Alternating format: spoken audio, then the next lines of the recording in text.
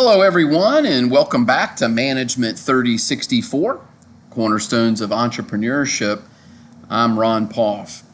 And today in Lecture 7, we're going to continue our discussion on business models, and we're going to really take a look at building scalable operating models, right? So just kind of looking at our journey so far, if you look at Chapter 1, we really went into analogs, antilogs, leaps of faith, and really how to get to not only Plan B, but actually the iterative process and learning and growing and making the right pivots and the right changes and the right amendments. And the whole, fact there of we don't necessarily have to reinvent the wheel, right?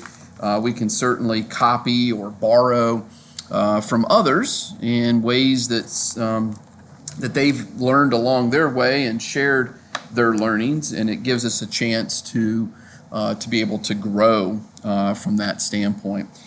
Then we kind of moved on from there and looked at the power of dashboards, and each lecture that we've looked at, we've looked at dashboards and what we can learn, what we can measure. How well we're doing. These are critical elements for us to understand as we're building our business models, and certainly as we're moving through the various iterative processes, what's going right, what's not going so right, and things that we need to change. And dashboards are a critical element of our growth. Then we moved into Chapter 3 and focused on the revenue model, understanding that air, food, and water are critical, right, to our sustainability as humans, but also certainly we know that revenue is an important part for sustainability of an organization. And then the last chapter, Chapter 4, we looked at the gross margin and the gross margin model and some learnings from there. And if we kind of look at a reflect and recap more specifically about Chapter 4, we certainly learned, the gross margin checklist, and gross margins basically are revenues minus cost of goods sold. And more importantly than that, it's not about, the fact is we don't necessarily want you to have to memorize equations or anything like that. That's not the purpose here from a memory standpoint, but just to have a point of reflection here that's really what gross margin is. But more importantly, we have to understand the premise and the notion of gross margins, right? And that there's a financial freedom once we understand gross margin. It gives us the ability to pay our investors, the freedom to expand and cover other costs. And maybe there's other things we want to do, right? The book talks about maybe even a vacation, or perhaps there's a moment of celebration if there's a specific milestone or moment for the organization, and perhaps there's a team building event that you would want to take care of. Again, those are costs that if the gross margin is there and it's been calculated and everyone is focused on that, then that does give us the ability, right, to to have that. And then the other points, some other key points for gross margin is, how low can you drive the cost of goods, right? So we know that if we can focus on our cost of goods, the what it takes to directly create the product or service, if we can find ways to reduce that, and sometimes again it's through volumes of purchasing, better negotiations, certainly moving through a product life cycle, right? The better you can get, the more efficient you can get, perhaps the lower that you can drive the cost of goods sold. The other point is how high can we drive our pricing? Is there an ability in the marketplace, and are customers willing to pay more? And in some cases, if you look at a lot of various industries, that they'll have a pricing strategy such that there'll be an introductory price, and then the ability to increase that over time certainly helps the gross margin with that. We talked about product mix, for example, with Tesla. the Model S, the Model X, and the Model 3, specifically in the automotive side of things. We also, Tesla has, solar roof panels, and other parts that are part of the sustainability, right? So the solar panels go on the roof, which then can drive the electrical vehicle charger, of which the Tesla is sitting in the garage, and you plug it in. So it becomes this integrated product solution at the end of the day for for an electrical vehicle, right? So all of this is a product mix, and is their ability to have an effect on the gross margin through product mix. And then at the end of the day, what's the strategy by product line? And can we gain some spread on one particular product line at the sacrifice of another?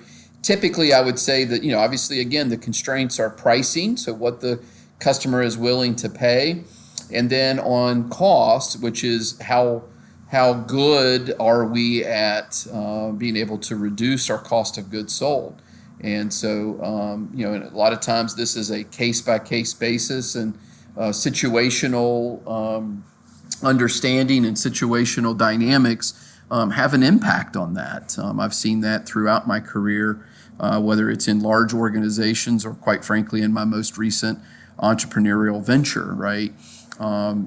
Everything's a negotiation, and but again, knowing what that strategy is and being able to build out that business model and those thoughts certainly makes a more intelligent decisions, for an entrepreneur to do within the organization.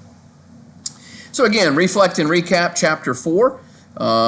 So far, I hope the reading of the book has been very informative for you. I really like the way the author, Jim Mullins and Randy Komisar, how they walk us through kind of a step-by-step approach, and even bringing Johnny and the lemonade stand in, to do that, I think is very, very important.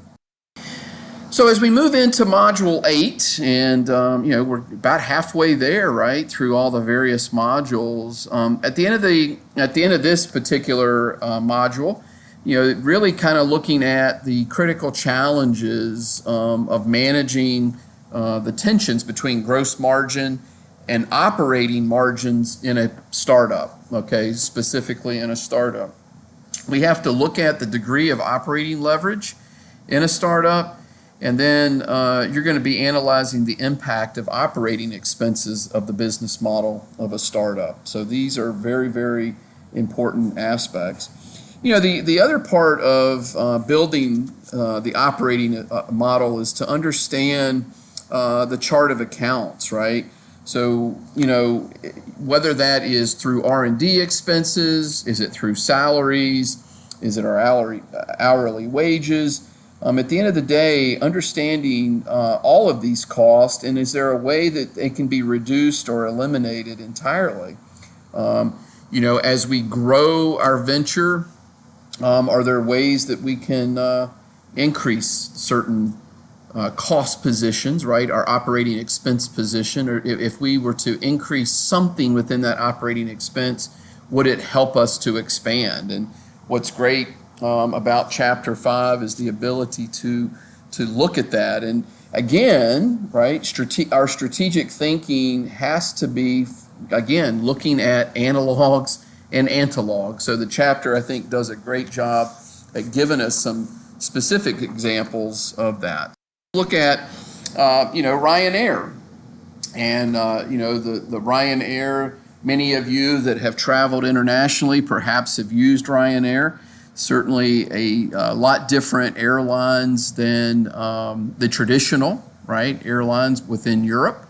As far as a good comparison, and really the airline that Ryanair used to develop their business model was Southwest, right? So Southwest Airlines. And, if you look at Southwest and what they've done, and I'm sure that many of you that have flown here in the United States perhaps have used Southwest. And if you haven't flown Southwest, I'm sure that you perhaps have seen or read many of their advertisements and commercials and things like that. And what's interesting is, since 2005, definitely in 08, 09 with the financial crisis, if anyone has followed the airline industry, there's been a dramatic change within the airline industry. In fact, many of our airlines have faced bankruptcies. Many of them were on the verge of bankruptcies. We've seen an incredible consolidation within the airline industry. For example, Delta Airlines purchased Northwest Airlines, right? So Delta, main hub down in Atlanta, Georgia, picked up Northwest, which had a significant distribution and significant accounts in the Detroit and Minneapolis area. And Delta picked them up several years ago. You look at American Airlines and the acquisition / merger with U.S. Airways, and at one point U.S. Airways was crippled and was looking at bankruptcy, and folks stepped in and took that. So definitely a consolidation there. And then finally, United Airlines and the acquisition of Continental. So United with some significant coverage, worldwide, but certainly Chicago out to the west. And they picked up Continental, which kind of picked up the Houston, Cleveland kind of markets, and came in with a good acquisition. And part of the reason for the industry consolidation was cost, right? So anytime there is mergers and acquisitions, they look at synergies, and synergies are a way to leverage cost and remove cost and try to get to a better profitable situation. It has amazed me watching all of this, and I'm a business traveler. At some times during a year, I may travel up to 70 or 80% of my time. I generally around 50 to 60%, and out of that, half of that is through domestic air travel. And it has amazed me that Southwest Airlines here in the U.S., a domestic leader in the airline industry, has quite frankly been Teflon coated, if you will, from all of this activity. And I think they've done that really from a sense of being focused on their operating expenses. Their business model is very different than all 6 of the airlines I just mentioned, right? United, U.S. Airways, Delta, Northwest, and then looking at United and Continental. And so, those 6 airlines operate incredibly different from Southwest. And, in fact, a good example of that is look at the left. We'd like to match their new fares, but we'd have to raise ours, right? So that's just one of the ads over the years that Southwest Airlines has done. Now, if you've ever flown Southwest, it is sort of a unique and interesting airline. They have a great reputation, sort of a unique brand. I think they sort of thumb their nose up to the other traditional long-term airlines and sort of do it in a joking manner, right? The sense that, you can bring on your carry-ons, and the way that they load the planes is even unique and different, and it's quite frankly much more efficient in that ways. And, they've really had an excellent business model, and they continue to do that with long-term profitability. So, you can be unique, you can have different ways of doing things, and you can have advertisements like you see on the left, but if at the end of the day you're not making money, then perhaps the business model becomes such that it's an analog, right? Southwest Airlines could fall into that category. But over the last several years, with the exception, I think, of 1 year where they did not have profitability that year, they have managed their business incredibly well with that. Interestingly enough, the founder of Southwest Airlines did pass away earlier this year, so just a few months ago, January of 2019. And Mr. Herb Keller was just a a pioneer, if you will, in the airline industry, and it's something that again, Ryanair used as an example, but other hospitality, tourism, and management companies have looked to Southwest Airlines as an analog in ways that they could treat their customers different, right? Good insights, different ways of being operationally efficient that brings value to the customer. And I think that that is certainly an important part of finding the balance, because within operating expenses, and again, this is where Southwest Airlines and Ryanair, as the book explained, where they can look at cost and using an operating scalpel that can eliminate doing things differently, right? So that cuts out the operating expenses. But there's a delicate balance there, that sometimes that when you can cut that out, are you bringing customer gain by doing that, or are we actually leading to more customer pain? So we have to be careful. And again, this is where Southwest Airlines, I'm sure through some iterative processes, right, through some good focus groups, some good pilot, not pilot as in airline pilots, but pilot as in trying different things, being able to do that. So the other thing is you can also add some cost to the operating model to enhance customer experiences, right?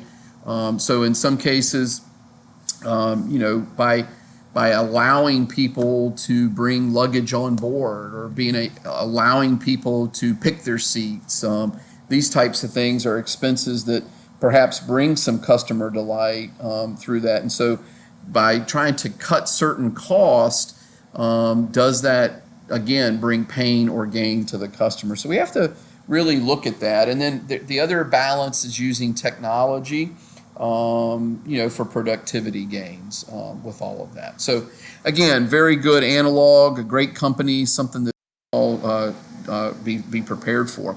So really, chapter 5, was about control your spending. And so as you can see here on the left-hand side, that's Ryanair, compared to some of the other European competitors, and some of the things that they've done very well. And so if we look here on the right-hand side, managing our operating expenses really enables us to have long-term survival. And so we have to kind of think about things in a strategic way. And what does that long-term profitability look like? And what do we need to do? What's that? What are the elements of the business model, right, which we've talked about, to get there? And for Ryanair, it's a low-cost, no-frills, quote unquote, right? Low-cost, no-frills airline. So, they're already managing expectation of the customer before the customer places the order for the ticket, and before the customer gets on the airplane. They're managing expectations. Same thing with Southwest Airlines, right?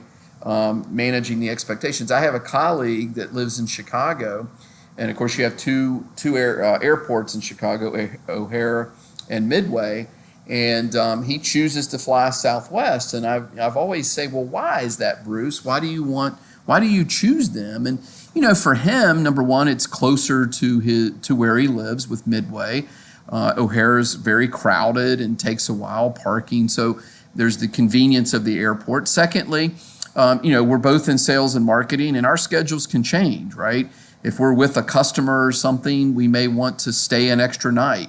We may want to take the customer or client to dinner.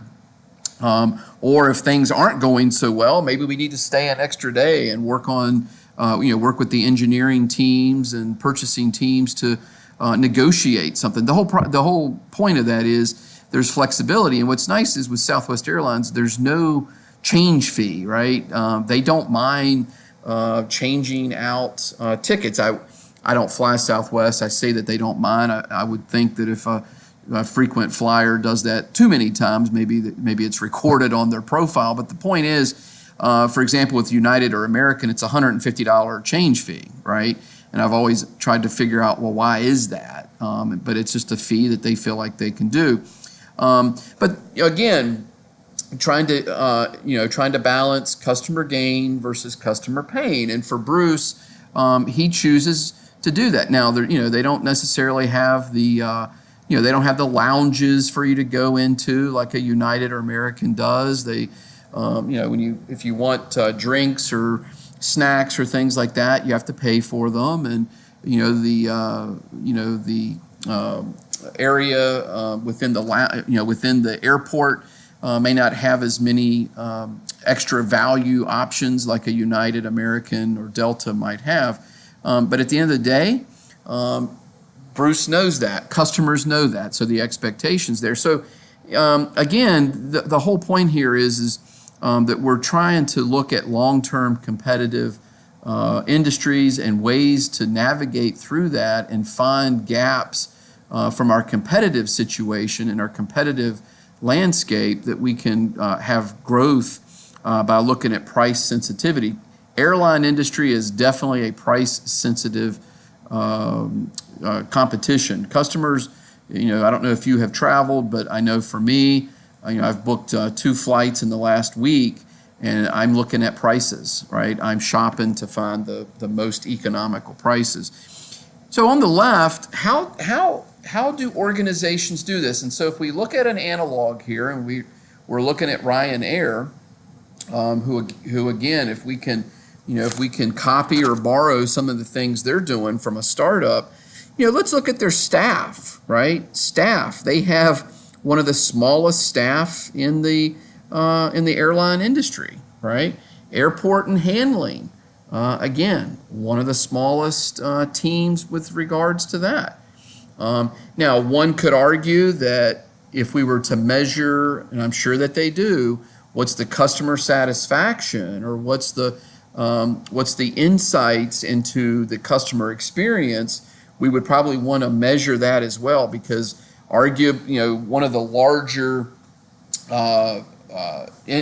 larger airline competitors here might say, well, we're able to get the bags from the plane to the baggage terminal within 7 minutes, and it takes Ryanair 20 minutes or something like that. Just an example. And certainly we would want to understand that. But, and then you can go down the list. Certainly even a sales and marketing, Ryanair just doesn't need to do much of that. They don't spend money there. They've allowed their reputation, word of mouth marketing to do their sales and marketing for them, as compared to some of the other airlines. And so, what's nice here is when we look at routes to efficiency, right? And whether it's an airline industry, a restaurant, it's our own venture and startup, we want to run as lean as possible, right? We want to optimize our operating expenses as best we can, right? The whole point of this is can that be sustained? So over time, high fixed costs can be a good thing. Is that true or not true, right? And so we have to be able to balance that. We also have to have a strategic mind to understand the consequences of that. So at the end of the day, controlling our spending and within our venture is a critical element for long-term survival. We then move into maximizing the operating leverage, and I think the authors of our book do a nice job at this. And we have to, truly understand. If you look at the left-hand side here and the graphic element, operating leverage is really looking at our fixed operating cost, right? Those fixed costs we can't change that. No matter how little we sell or how much we sell, it's fixed. We have to pay that no matter what, right? And that's an important part. And we learned in the previous modules that whether it's Kaizen events or looking at continuous improvement and production costs, those are things that we can do. In this particular case, though, when we're looking at fixed costs, right? We have to pay that, whether it's rent or salaries.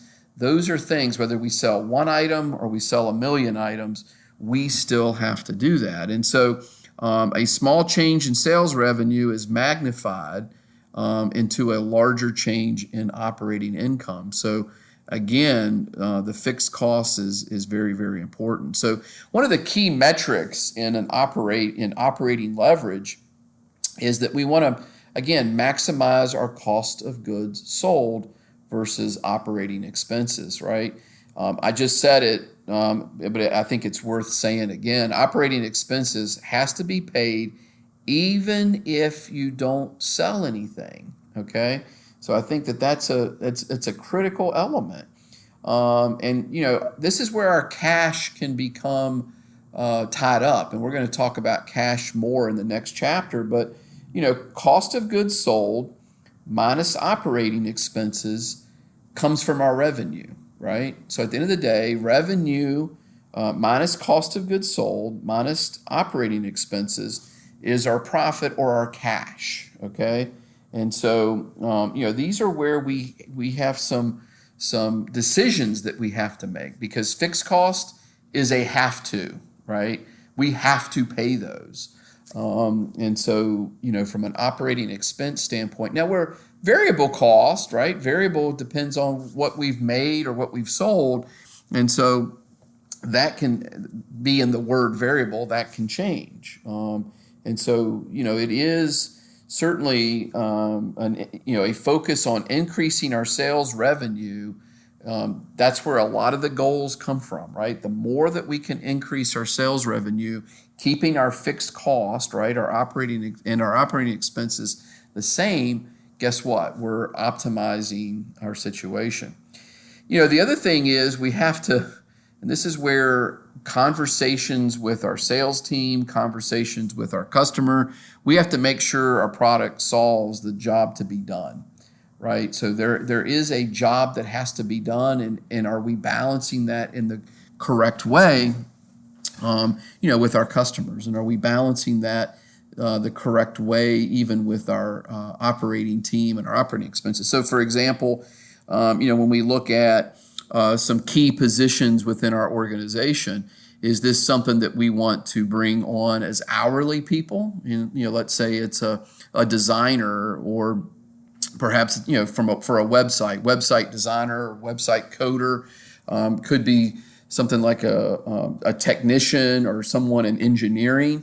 So is this someone you want to bring on as a co-founder where they would have a salary, or is there an ability to use freelance, right? Or do we bring them on as hourly and we use them only on an as-needed basis? So again, these are critical decisions that entrepreneurs and founders have to make, because certainly if it's a salary, fixed costs must be paid no matter if we sell 1 or 1 million, right? If it's hourly, then it's based on an as-needed basis. And if someone has flexibility in their schedules, then whether we're making 1, 100, 1,000, 10,000, then our operating expenses are based on that, then we're okay. Or again, from a freelance standpoint, we'll use people on an as needed. Again, just focusing on our operating expenses so that we are maximizing our operating leverage. So, as we move forward, once our product achieves the product market fit, so again, customers have got it. We certainly have met their expectations. We've got the empathy map as optimized as possible, from listening and hearing and customer gains and customer pains, right? Then we can start maximizing our operating leverage. Okay, so the product is right, we're hearing it, customers are telling us, we got repeat orders, there is a good product market fit. Then again, we can start to look at our operating leverage, and there could be a key pivot in the business model, right? This does give us a chance to really then dive into our cost of goods sold. This could be a situation where if we're making it ourselves, do we outsource, right? So perhaps, a lot of times if you look at founders, they're creating these products in their garages, right? If you look at somebody like Cardile, for example, the organization Hokie alumni, that have created the greeting cards and the experience of personalizing a greeting card. Some of their first kiosks that they made, and we have a kiosk in the Squires Student Center here at Virginia Tech that is a card aisle product, and they've got one at the Roanoke Blacksburg Regional Airport, right? Some of those early kiosks were made in the garage basement of the founders, okay? But as the growth came about, they realized perhaps we need to outsource this and have other people do it. And so, they could do a good job at reducing the cost of goods sold, right? And then also understanding a controlled growth of operating expenses.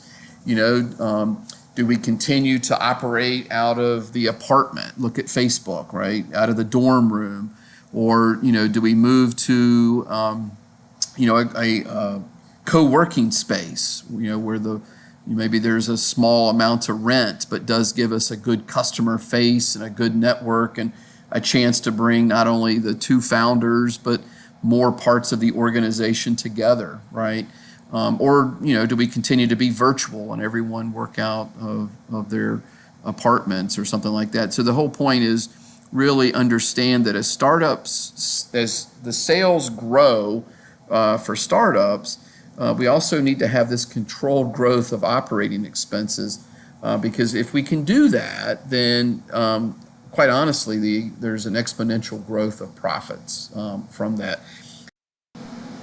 So really in calculating operating expenses, and our book and the authors really point to this. And so, operational expenses are usually fixed costs, right? That reflect day-to-day expenses of running our business. So I've talked about it: salaries, rent, office equipment, sales and marketing, research and development. Those are fixed costs, right? That no matter, again, rent of an office space doesn't change whether we have one client or 12 clients, right? It is what we have to have. But do we have to have it? When do we have to have it? When do we execute on that? And then when do you grow from something like that? We know that profit is equal to revenues minus cost of goods sold minus operating expenses, right? And again, this is where the authors kind of really get, it can get a little bit tricky here, right? So operating expenses, it's a little tricky if you try to classify operating expenses as purely fixed costs, okay? But generally speaking, because this isn't an accounting class, right? Believe it or not, we're not in an accounting class, but we definitely are learning the importance, right, of understanding cost, profit, revenue, operating expenses, etc. This is a very important part from an entrepreneurial journey and from an entrepreneurial venture. But generally speaking, operating expenses are fixed costs, right? And cost of goods sold are variable costs at the end of the day, right? There are a lot of technical rules to be aware of, and quite frankly, this is where good accountants are a great investment. So as I've mentioned at least once or twice, in this particular course, I have an accountant. I have a CPA at the Corporate Research Center that I lean on as an entrepreneur because there are general things that I can do: profit and loss, income statement, and quite frankly, could even predict some taxes, right? But quite frankly, I would fail miserably if I did not have him. And so I do have a very good accountant, and I always recommend early on for entrepreneurs to at least get advice and guidance from an accountant, because things can change and it could dramatically impact your profitability. And so having that guidance and insights early on is incredibly important. So as we look at the operating margin and the model hypothesis, there's, on the left-hand side, these are some key points, right? Some key areas that we would want to look at, right? The operating leverage, which we just spoke about, fixed versus variable, right? And as we've done through all of these hypotheses and all these various models, we want to find a good analog, or good ones, right? Could be more than one. We, obviously want to develop our hypothesis, and as with all of these, what is our metric, and certainly what's the outcome. We've talked here a little bit about overhead expenses, and I think what I love about this course and the way that Dr. David Townsend and Mark Mondry and the rest of the entrepreneurial academic team, Dr. Rick Hunt as well, has brought into this particular course is having this awareness from the beginning, okay? Having this awareness from the beginning of all of these hypotheses are very, very important.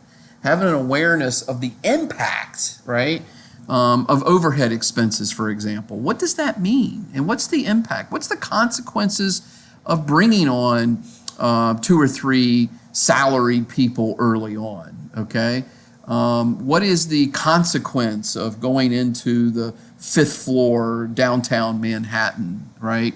It's only a 200 square foot office, but what's the consequence of having that address or that zip code? What's the consequence of, so understanding and having this awareness of decisions, right? And what the impact is on our profitability, short term, long term. What's the impact on moving forward from a customer standpoint, right? And again, as the textbook talked about, having the understanding and the awareness that using a scalpel at certain points of cost can be beneficial or detrimental, right? Again, customer gain and customer pain. One of the other ones is outsourcing operations. So I talked about that earlier. There's some great examples, even here at Virginia Tech, of some of our alumni entrepreneurs where, again, making products themselves, then moving to outsourcing it domestically to maybe even outsourcing it globally, kind of thing.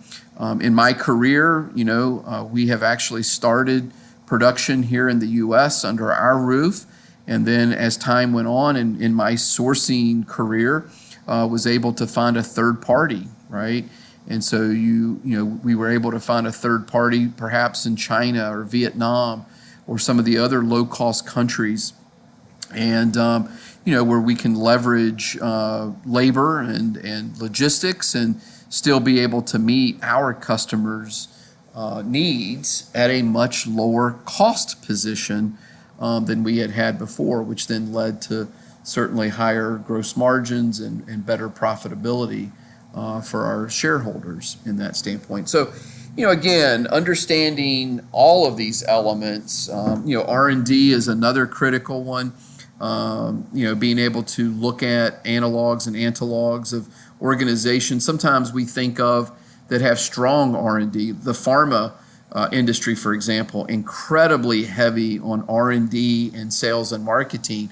And so I would argue that there's probably some analogs that we would want to look at from the pharma industry as compared to like Apple, where they are able to really leverage their existing products and really insights from their products, making small continuous improvements along the way, which then have technological advances. And so their R&D expenses on paper and within their organization is lower than what you would expect from that aspect. So again, having awareness of all of these are very important. So then we look at scalable growth, and this is a great chart, obviously looking at sales and time on the axes. And as we start up in the lower left-hand corner, our sales are low, right? And this, obviously sort of an intuitive at the beginning, an intuitive chart here in the lower left-hand quadrant, where in the startup piece, we're defining and validating the business concept. We're learning, we're failing fast, hopefully. We're failing forward, that's our goal. We're making changes, we're pivoting. It's, again, that iterative process, which you have heard me talk about in many different ways. Then we start to lay the foundation for the scalable business, right? We start making some investments. We're focused on our cost of goods. And really, you can start to see, again, as time goes on, our sales start to increase. This is the goal. This doesn't happen. One of the important parts here is this does not happen with every venture. So, if you look at this chart here, this is not 100% of the time, okay? In fact, this is a small percentage of what happens generally. And then as we go through here, we're adding resources, right, toward the enterprise at the appropriate time, okay? At the appropriate time, perhaps we're bringing on a full-time engineer. Perhaps we're bringing on a full-time designer. In a lot of cases, in order to scale, we might have to bring on a sales team or bring on an organization that could represent our product, a sales rep, or if you start looking at as ventures start, it's 2 or 3 people. We all know that ventures and entrepreneurs wear multiple hats, right?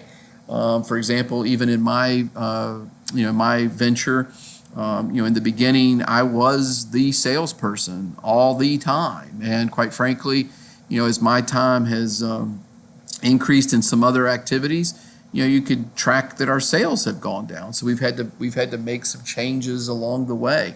The whole point here is you got to add resources at the appropriate time, right? Again, managing operating expenses, fixed cost, all of that, and to grow sales. And then there's obviously then an exit strategy, and we've talked about this in some of the other courses in entrepreneurship, but there could be a way to harvest the venture, could be a private sale. Perhaps we're positioning the venture for a merger or acquisition. This is where having some good public relations and marketing just to wake up the competition that we're out there. Good networking, even with our competitors, so they're seeing some of the things that we're doing is very, very important. But an excellent chart here on scalable growth and when and how and what time to do things. So kind of finishing up here, what's next? So chapter 6, we'll be moving into, one of the things that we've talked about is, the business model is comprised of the revenue model, right? The gross margin model. Now we've learned about operating models. And so if, we also know that revenue minus cost of goods sold minus operating expenses is profit, right? We know that. So we're done, right? Everything's finished and we're all good, right? Well, that's an important aspect, but we got to focus really on cash, because without cash, you could have all the profit that you want. Without specific cash, we can't necessarily do what we need to do, right? So chapter 6, I love this chapter. I've actually read it twice now because there's a lot of learnings in here, even practical learnings for all entrepreneurs and startups. And so that's what we'll talk about in chapter. As always, thanks for listening. This particular lecture is a little bit longer than normal, so thanks for paying attention. Hopefully some excellent resources for you. Any questions, feel free to email me. Certainly you can text or phone me. I'd be glad to follow up. And with that, I hope you have a wonderful day and look forward to talking to you about chapter 6 very soon.